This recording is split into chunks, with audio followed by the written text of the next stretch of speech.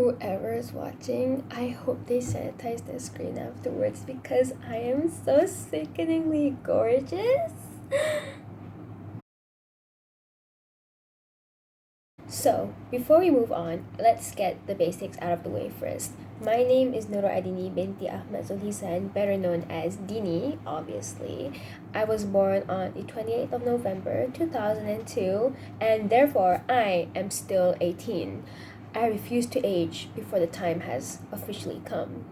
And to describe myself, I'm basically a dumb blonde disguised as an Asian, but I don't really tend to see that as a drawback because for me, it's a whole new level of an advantage. My hobbies include watching RuPaul's Drag Race, painting, and collecting an insignificant amount of washi tape and stickers.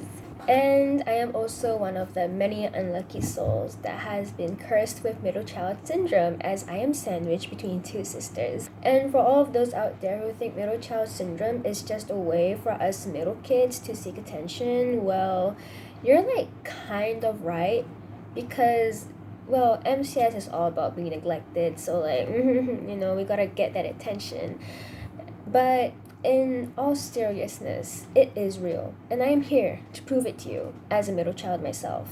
So we all know when it comes to these syndromes and whatever nots, obviously you will need the scientific view of it first for all of you to finally open up your heads and realize, oh my god, it's actually real. And so today, the man who's going to help me prove that middle child syndrome is a true and real thing is Alfred Adler, an Austrian scientist who is the man behind the birth order theory. So this theory, first stated in the 1960s, states that birth order does have an effect on the child's growth, and this is what causes middle child syndrome. So middle child syndrome, even though it doesn't affect every single middle child, but it affects most of us. I'm not gonna lie. So this syndrome, once it latches onto somebody, it can lead to lifelong agony. And here's why. Being sandwiched between two or even more siblings is an everyday lifestyle for a middle child, with the oldest being the star of the family and the youngest being the baby.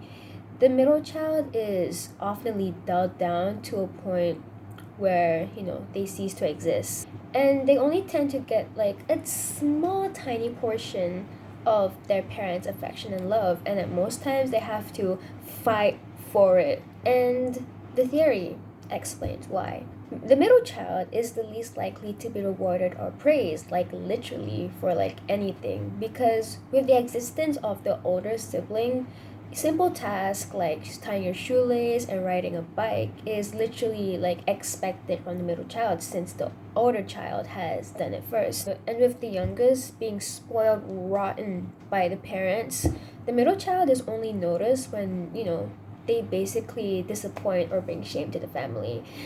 I'm living proof.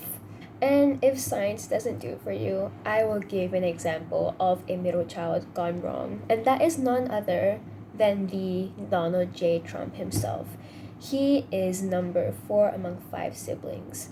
Not so much of a middle child, but still middle. And we all know how wrong he went. But I'll still give you a recap. So this racist orange juice box built a wall between Mexico and the US.